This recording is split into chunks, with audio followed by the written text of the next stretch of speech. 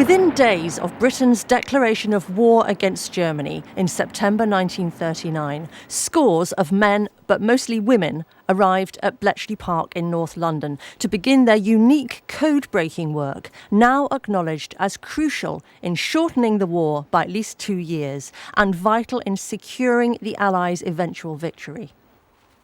Bletchley Park today is no longer a secret, but to some it might as well be. Those same huts are in urgent need of repair, and this potential shrine to Britain's code-breaking genius is facing financial crisis. Worse still, arguably the most inspirational code-breaker of them all, Alan Turing, barely registers in national consciousness. Computer scientist John Graham-Cumming is an Alan Turing fan. So this was Turing's actual office up here in Bletchley. How does it make you feel to be here today? Well, it's very emotional for me because I've been studying Turing at college, and now here I am standing in his office. It's like being near the real man himself. He's organised a petition seeking an official apology for the way Turing was treated by the establishment and has 26,000 signatures to date.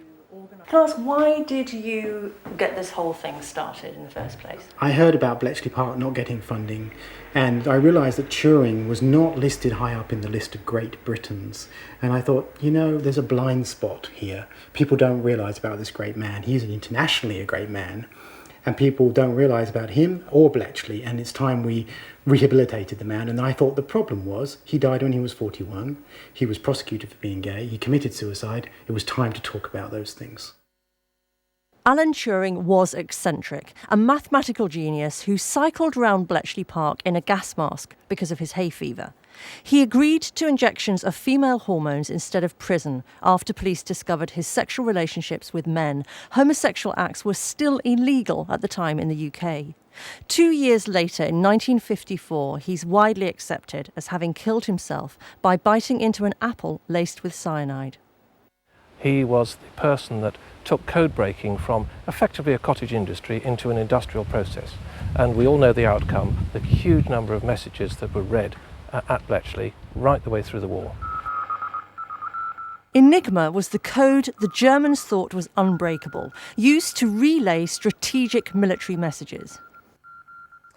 We're now in the heart of the Bletchley Museum with this extraordinary slate sculpture of Alan Turing himself sitting hunched over the German cipher machine. And here, just down the corridor, now in its own special protective case, is this incredibly rare Enigma encoding machine used by the German Secret Service.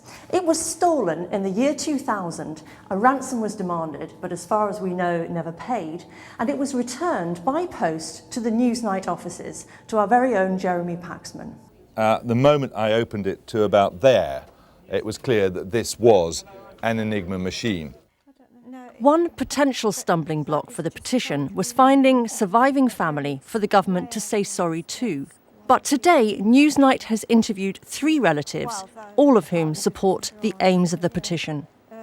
It's absolutely miserable. I mean, they injected him with hormones and goodness knows what, and he was completely hounded. Certainly a patriotic individual, did his best for the country, and has been prosecuted for something that frankly doesn't seem to have any modern relevance, and I think it would be good in a modern world to reflect that. Alan had the most amazing brain, and this was put to the use to save the nation in a very difficult time.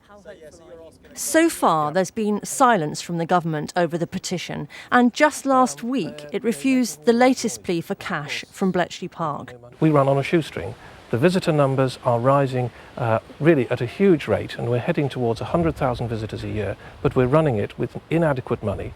For example, I have to turn away schools at the moment because we don't have enough teaching facility to allow the schools programme to run as the demand requires. There may be many who agree that Alan Turing and Bletchley Park both deserve more recognition, and the debate over whether an official apology is the best way to raise awareness of their legacy will no doubt continue.